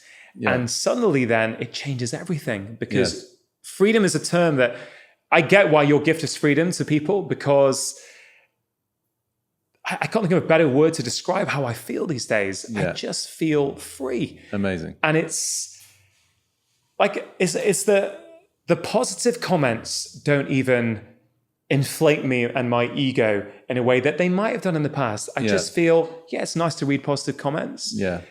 If there's negative comments, fine. But I don't like either one of them really.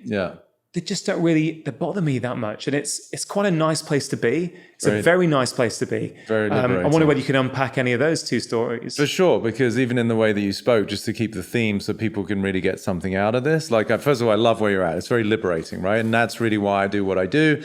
I'm not here to judge anyone. It may sound a bit woo-woo, but I genuinely come from love. I understand people are suffering. My parents died when I was young. It's not because I'm a woe is me guy, but like, I get suffering. And I was literally alone. It's like, you had a 12-year-old experience at a school. You weren't quite alone, because you're just friends. But I was literally alone. I don't think there's a worse experience for a human being to feel totally isolated, not as a psychological construct, but as a visceral, literal experience. So for that reason, there's no judgment from where I'm coming, and people are going to have their reactions even to what I'm saying today. But I would like to give you a little bit more power again, because you're doing amazing work. But even as you spoke, the words you used are inaccurate, right? So you said, I got hammered.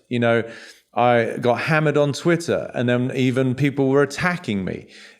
I get the expression, but think about it. If I'm getting hammered, which back in university, I could always see where this is going. It's great. Yeah, the university had a totally different connotation. I got so hammered, right? But it may seem like I'm being a little bit pedantic, but to me, it's very important to understand, because you weren't hammered. What actually happened? And just be succinct. Not a big story. What actually happened? The show came out, you said 99.9%, and then the others, you said, I got hammered. No, what actually happened? They made a comment about a TV show. Great work. You're a brilliant study. Yeah, they wrote something, whether it be on Twitter, on a bulletin board, online, they wrote to the BBC. I don't know, but they said something. All of the above. Right. But we can really concisely put it into, they said something, they expressed themselves. And to them, that is their reality. Agreed. And as a human being, I always want to honor people's realities, because I don't know why they think that. I might not agree. It's not my perspective to worry whether I agree or not. I just want to understand their reality. But that is distinctly different from you got hammered. Yeah. Now, that's a narrative that I'm creating. Yes, but that was unconscious until now it's conscious. You've obviously gotten past it a little bit because you said now you feel at ease, whether they say a compliment or Sure, but it's a still, I can when I'm telling that story the next time, it if will I be tell more it, powerful. exactly, I can now, Yeah. and this is the point that I picked up from hearing you talk in the past, as something I'm really, again, have hugely changed. Of Yeah. course, there is more growth to occur. There is, Yeah. I know that, and I want that, but I think precision in language is probably one of the most important things I've taken from you, Peter, if I'm honest. Yeah. It's one of the things I found most inspiring. Cool, thank you. And I found it quite mesmerizing, actually, hearing the way you describe certain things. And I think, wouldn't it be amazing to be able to describe things with that level of precision? Yeah. It is amazing in as much as it gives a human being the sense of power, responsibility, and freedom, which to me is what everyone's looking for. They might say they want more money. They might say they want a better relationship or a better job. They might say they want a better body. But to me, they are all milestones or stepping stones towards the fundamental experiences. I just want to feel free. Or in lay terms, I just want to feel good. And most people don't. They feel sick. They feel dis-ease, the absence of ease. And that's why I'm so passionate about this work, because I have seen it for 2 decades now, where lives are literally transformed. They are transfigured. They're transmuted because people are transcending these deep beliefs of inadequacy, insecurity, and scarcity, which are not truths. They're just inherited beliefs that at the deepest level are informing everybody's behaviors. And to get beyond that is freedom. So a lot of inner work is done in a way where these things are processed unconsciously or without you having to literally talk through various events. You know, there's talking therapy, there's many different modalities. Yeah. So I guess what intrigues me about your work is, how do you get somebody to reprogram their subconscious mind? It's a great question. And beyond reprogramming, it's actually easier because the reprogramming still implies that I've got to do something. Okay, remove the new programming, like restore to factory settings? Right. Is that a better way? You just got to hit the volume bottom and the power button at the same time. It will reboot. But is that what it is? Is it resetting to factory settings? To a certain degree, but it's, this could be another 2 hours. But to me, the first step into this journey of awakening, liberation, freedom, whatever you want to call it, is awareness. So with you, just even here in this conversation, I brought, maybe a degree of awareness to, for example, the belief that I'm not wanted. It wasn't how you phrased your story. You said my friends left me and blah, blah, blah, and then I molded myself to another group. But you didn't go, and I was left feeling not wanted. Now, you didn't articulate that. That was the deep, deep feeling. So now that you have awareness of it, we could both talk about, what does it feel to be not wanted? Oh, I'm sad, I'm depressed, I feel lonely, what's the point? Like, these are things that people really feel, but they only feel that because at the deeper level, they're in the world of, I'm not wanted. That's the prison. So the awareness of the prison, you don't need to reprogram it. You don't even need to get rid of it. You just go, oh, wow, I'm human. I spent the first almost 3 decades of my life thinking I just wasn't good enough. My nickname at college was Perfect Pete.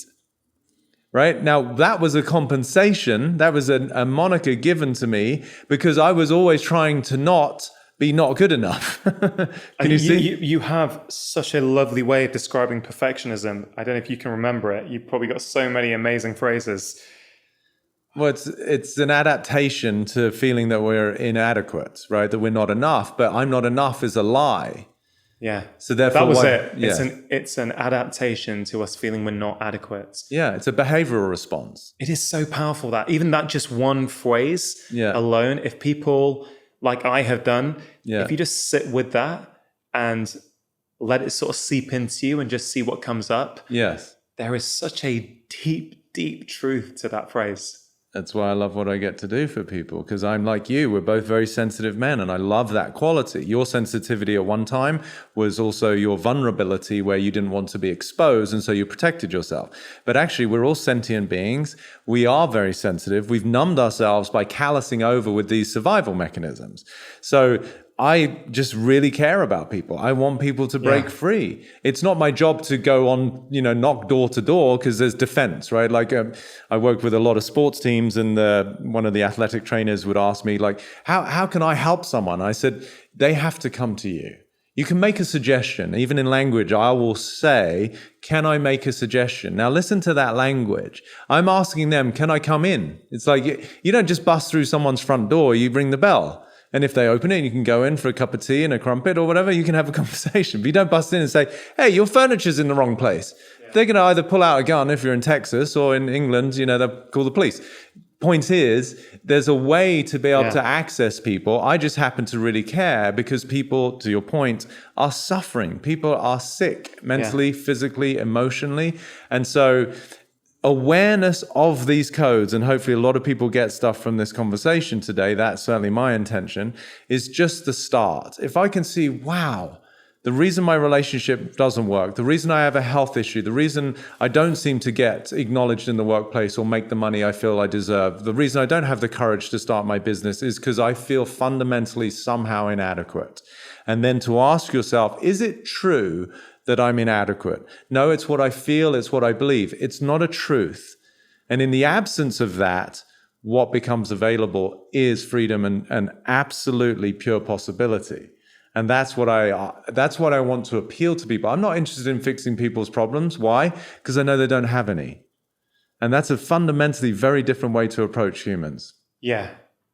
I think this conversation is going to resonate so deeply with many. I think some people are likely to push back. I'll get hammered. Yeah. I'm kidding. No, but if we're going to be precise. And I guess this is where I know I've got more growth to do, because as I'm saying it, I'm thinking, I don't want to offend people. No, of course. Nor do I. Nor do you. I get that. You don't. And one thing I love about you is that you are genuinely non-judgmental. You are just speaking the truth. Yeah. Certainly the truth, the way you see it. And I actually see it that way as well. Yeah. But my point is that always saying what people want you to say, which I have done at many points in my life, I'm not sure who that serves. It certainly doesn't serve the other person. It doesn't serve yourself. No. It sort of bleeds into all aspects of your life. So I do find, as I'm describing this, I know I've got more work to do. But I think the people who don't like this, as is very likely to happen, it is probably because I would imagine they're not ready to hear it yet, or it's too close to the bone. It's threatening. That's all it is. Whenever anyone reacts, first of all, to your point, I always say I'd much rather hear an honest criticism than a dishonest compliment. Because I can be with that. I'm not here to try and make everybody happy. It's not my job. I'm here to share. I love to inspire. Beyond truth, I like to talk about physics. If you, in your mind, at the deepest level, think that you're not loved, not wanted, not worth anything, I know that you're going to do whatever you have to do to try and survive. That's just physics. I'm not saying this is the way it is, like it's Peter Crone's methodology. It's just life, you know? And I know human beings are scared and they live in fear and they're trying to survive. And if I can help people break out of that to find some sense of liberation, then that's what I'm committed to, right? So I get that people may have pushback, but whenever we have any reaction, all that's ever happening is our beliefs are being challenged. We see a potential threat. Now, neuroscience has shown that your fight or flight response will get activated by that. Yes. Not that we need neuroscience to tell us that, but if you have a tightly held belief, for example, this is the dietary way to eat. Yes. This diet is the right way to eat. Yeah. If that is your identity, and then somebody presents a differing view to you, yes, that is threatening, and that suddenly explains, to me at least, a lot of the toxicity that appears to be out there on social media. There's one powerful line that I'm going to give of all movies. It's the third Matrix, I think. And the Matrix, to me, one of the first movies, is one of the most powerful. I don't think it's a film so much as a documentary, but in terms of this work, right? But in the third one, I believe it is, Zion, for anyone who's following Matrix, it's the HQ of all the free souls, so to speak, is under attack from the machines, right? So sort of the external world is attacking these free spirits. And the commander-in-chief at Zion, he calls all of the ships to come back so they can defend their territory. Morpheus, who's the character who finds Keanu Reeves' character, Neo, again, for people who are not watching this, I'm sorry, but hopefully you'll get something from it anyway. He leaves his ship out so he can be in contact with the Matrix, the outside world. The head of defense says, damn it, Morpheus, I told you to bring all of the ships back. And he said, I left my ship out there so we can contact the Oracle. The Oracle is the fortune teller who's going to predict the state of the world, and Neo, if he's the one. So he said, and then the head of defense, and this is a powerful line, he says, not everybody believes what you believe, meaning Morpheus believes that Neo's going to save the world. And Morpheus says, my beliefs do not require them to. Now, not everybody believes what you believe, and he says, my beliefs do not require them to. Meaning, if somebody gets threatened by whatever I'm saying, it shows me that their beliefs are a little bit shaky, which is okay too. Somebody can tell me whatever they think. It's not going to faze me because I'm comfortable with what I believe, unless what they say is inspiring enough for me to go, oh, wow, that actually could shift my life. Yeah. Thank you. But it's certainly not going to upset me. So that right there is a tell. It's a giveaway that if someone gets upset, what they believe is actually very fragile. And they're attached to that as a form of their identity versus something that they're truly embedded in as a way of living. And that's subtle. Like if your beliefs are not shaken by other beliefs, that's a powerful state to be in. Yeah, it is the most powerful state to be in, I would argue. Yeah, because then that's also comes back full circle to our point about listening. See, again, I'm not sitting here going, wow, I'm all this, and it's not about that. It's like I let people have their reality. So I'm listening. Even if somebody right now thinks I'm just full of it. This guy, he's living in California, he's not British, he's blah, blah, blah. Okay, I'm sorry you feel that. If you got to know me, I'm very loving, I'm caring, I love to help people, but maybe that's not their interpretation. It might not be what I want to hear, but I can listen and let them have their reality. It's not going to upset me because fundamentally, I believe everybody loves everybody. It's just they've got beliefs in the way. And that's what I'm wanting people to. It may sound a bit utopian and Nirvana-like, but to me, if we can wake up, what a world to live in where people are at least respectful. You don't have to be loving, but at least kind and compassionate versus, all the violence that we live in on this planet. This is not pie in the sky for people. This, I feel, is achievable for everyone. This is the goal to aspire to. Yes. This is the ultimate in meaning and fulfillment in living if the pursuit of happiness is what you're after, this is what will get you there. Although again, I've heard another brilliant phrase from you about happiness. Yeah. And I love it. I wonder if you could share it. Of course. It's one of my favorite quotes in the book that's coming out. As I say, true happiness is the absence of the search for happiness. I just want everyone listening to just sit with that for a couple of seconds.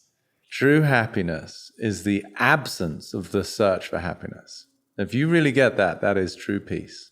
Because what you're saying is, I'm totally okay where I am. I don't need things to be different. And I'm not relying on some idealized one-day future where I think that I'm going to be happy, which would be the pursuit of happiness, which ironically is in the Declaration of Independence in America. The pursuit of happiness. I'm like, well, how about you just be happy now? Now, that's not to say we rest on our laurels. I'm creating a lot. I'm very aspirational. I'm an entrepreneur. I'm building lots of things because it's fun to create. But I am simultaneously completely at peace and content with the way that my life is today. Yeah, I love that. That is something I will sit with this evening for sure. That to me is the greatest precursor to healing. Because stress, as you know, as a doctor, is synonymous with sickness, right? The inflammatory response as maybe the precursor to all diseases, right? But stress, what is stress? I'm saying that I am in conflict with my current circumstance. I don't want things to be the way they are, which is I use the word resistance. I'm in resistance with what that person said. I'm in resistance with the way my bank account is. I'm in resistance with the way that my boss deals with things. I get it. I'm not saying any of them are ideal. I'm not saying that you want them. But your resistance to the way life is massively futile, and it is the precursor to the dis-ease psychologically and emotionally that then manifests eventually physiologically. If you can find harmony, I tell people I have an intimate relationship with reality. I am at peace with what is. It doesn't mean that it's ideal. I may be working on things to improve, but I'm not in conflict with the way that life is currently. And for that reason, my experience is freedom and peace. Yeah. I mean, stress is the big one. It really is. You may or may not know the World Health Organization calls stress the health epidemic of the 21st century. Up to 90% it's thought of what a doctor like me sees in any given day is in some way related to stress. These are the two of the big reasons why my last book is all about stress, basically what it is, where it lives, what we can do about it. And I remember when sitting down to write it and trying to sort of order my thoughts. And as you know, you're going through the process of writing a book. One of the most beautiful things about it is that you can have all these thoughts, all the variety of thoughts in your head and in your mind. But actually writing a book means you've got to systematize them. You've got to put them into some sort of order, some sort of coherent structure where it makes sense. Mm-hmm. And although it can be challenging at times, it's one of the most fulfilling experiences I've had is writing books, for sure. Yeah. And I started off the first quarter of that book not about talking about nature or meditation or breathing, as helpful as I think those things are. I covered them all. Yeah. I spent the first quarter of the book talking about meaning and purpose. Yeah, beautiful. Because I felt that this is such, it's about what you said about living that life where you accept the way things are, where you have a reason to get up, where you are creating, you are aspiring, it is incredible. And I think at the heart of everything really is stress.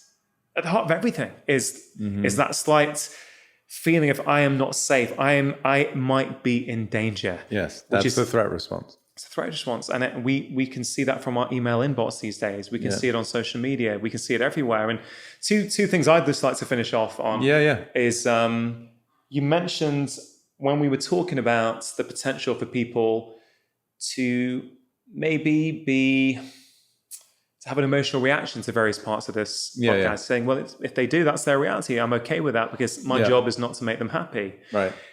I really like that because a big shift, I don't know if it's a shift or not, but I think I think Hollywood, and it feels quite apt to be saying this here for me being here in California, and just a few miles, I'm sure, away from Hollywood, that I think Hollywood has created stories and narratives and about romance and about what being in a loving relationship is and how two people complete each other and make each other happy. Yeah.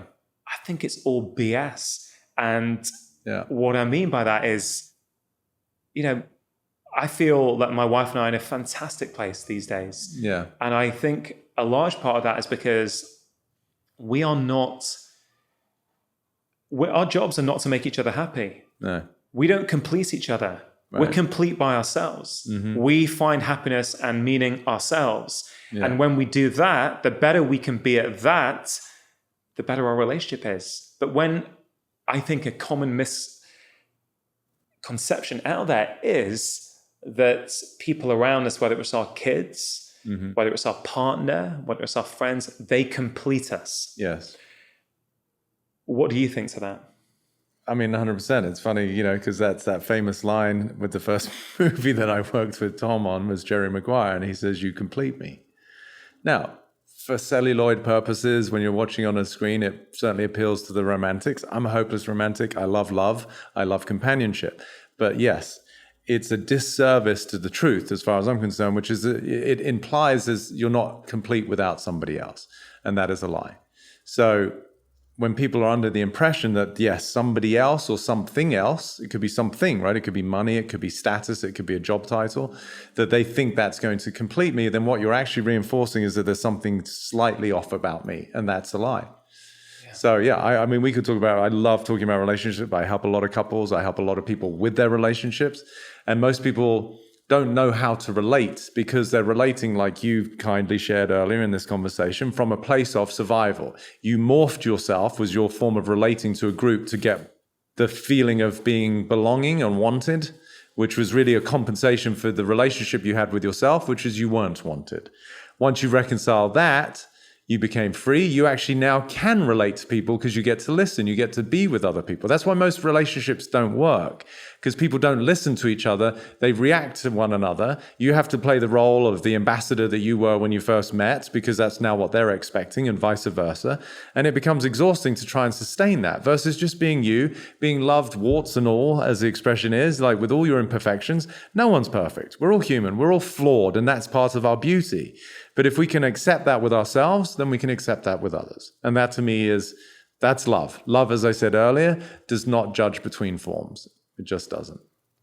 Peter, I've really enjoyed our conversation today. This podcast is called Feel Better, Live More. Yeah. It is relatively obvious on certain levels, but I have seen over and over again that when people feel better in themselves, they get more out of their lives. Yes.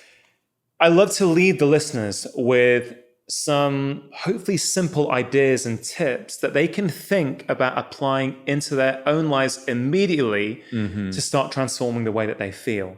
Now, I appreciate we've covered a lot of ground today. Yeah. So I wonder if you would be open to sharing some of your top tips to people. And if you can, maybe, we didn't really cover parenting. Many people who listen to this are parents. Yeah. And I just think you have so much wisdom, and you can probably share some final pieces of that wisdom that are going to help the listeners. Okay. I mean, the first thing that comes to mind intuitively, I'm just going to trust, is slow down. Just for everybody to slow down. The world is moving at 1,000,000 miles an hour, metaphorically, and people are just rushing around. And invariably, it's for this idealized future that everyone's chasing. So to the point earlier, we're under the impression that this one-day phenomenon is when I'm going to have the perfect body, the right relationship, enough money, yada, yada, yada. And what we're doing is we're sort of perpetually pushing away our feeling better, because I'm saying, well, that's where it's all going to work out, but right now it's not so good. So I would say embrace life for what it is, embrace yourself for who you are, and embrace others for who they are. I use the expression, everybody's a masterpiece and yet a work in progress. So allow people to be who they are, whilst we can still be committed to becoming better versions of ourselves. That is the process of enlightenment, evolving beyond our current constraints. So slowing down, breathing. I mean, it might seem fundamentally obvious, but how many people are disconnected from their breath? Even as I said the word, you took a deeper breath. Hopefully people, as they hear that, they might go, oh my gosh, I haven't checked in with my own breathing patterns. To slow that down, there's a strong correlation between our breathing patterns and our mind, meditation. So that would be probably the first tip, is just smell the roses, as cliche as that sounds. Secondly, again, I said love is my favorite topic. Be gentle with yourself and be gentle with others. Everybody, including ourselves, is doing the best we can. We're all functioning within our own blind spots, our own conditioning, our own programming. I explained on another podcast, to judge somebody is completely nonsensical, because if you had their DNA and you were raised by their parents and you went to the school that they went to and you got the results that they had and you had the failings that they had and you had the triumphs they had, you had the heartbreak they had and the relationships and the jobs and the firing, everything that a human had been through, then whatever you're judging them for at that moment, you would be doing exactly the same thing. Yeah. If you really, that's just physics. That's just logic. That's not me just trying to be philanthropic and let's just love her. No, it just makes no sense to judge anyone. So, slow down, connect with your breathing, and just remove judgment as much as you can, because it is one of the greatest precursors to sickness, to volatility, to disharmony, to discontent, is I'm saying that they and life shouldn't be the way it is. And that is a disservice to everything that you're a stand for, feeling better. You can't feel better if you're saying that everything is wrong. Yeah. And I didn't get the memo that that person is in charge of the universe. You know, the audacity, if you think about it, of the ego that thinks it knows how other people should behave and how life should be. I would never take on that responsibility or be so audacious to think that I know how somebody else should be driving on the freeway. So it's one of the most freeing things that has been for me to really understand that if you were that other person, you would be acting in exactly the same way as they do. And that's not condoning the behavior. No. It doesn't mean that their behavior is optimal. It's someone you might love who truly is struggling with alcoholism or, you know, some sort of addiction, and you want them to be well. And so we're not condoning the behavior, but at least meet them. And this, let's tie it up here because this ties in beautifully. It's actually in Maui, and a woman asked me this question because this buys into, or at least relates to your parenting question. She said, how do I help my son, who at the time I think she said is like 18, 19, and he's got an older son, and he said, I'm just never going to be as good as Johnny. And so the mother, because she's a mother and she loves her son, he said, no. And she came in with all the things that you would expect a mother to say. You're amazing and you're so good at this and blah, blah, blah. So she was saying all of the things that on the surface sound good. But to the point that I made earlier, she wasn't honoring his reality. What he was saying is, I don't feel as good as my brother. Now, I'm not saying that we want to leave him hanging out there, but at least meet him there. I understand. Like, why do you think you feel that way? Get into their world versus reinforcing and instructing. No, you're this. Basically, what that kid was left with is, you're not listening to me. Yeah.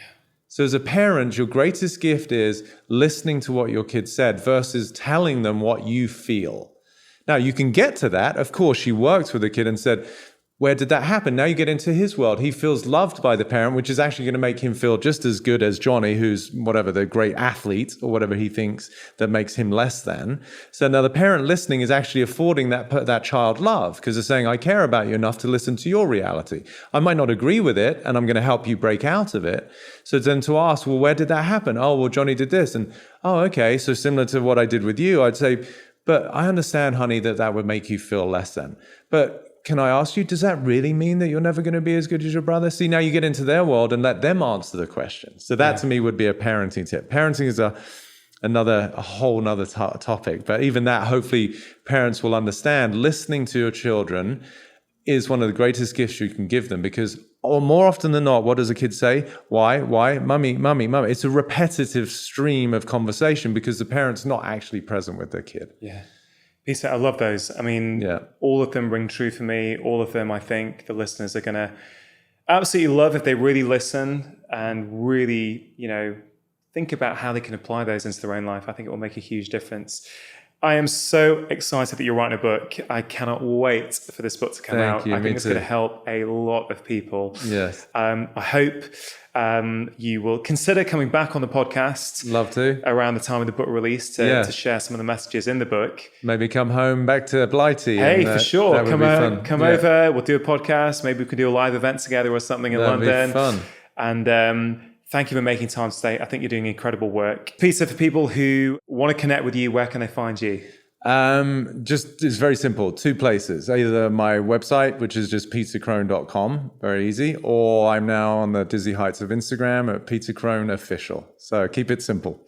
Fantastic. So we're going to link to all of those things in the show notes. Okay.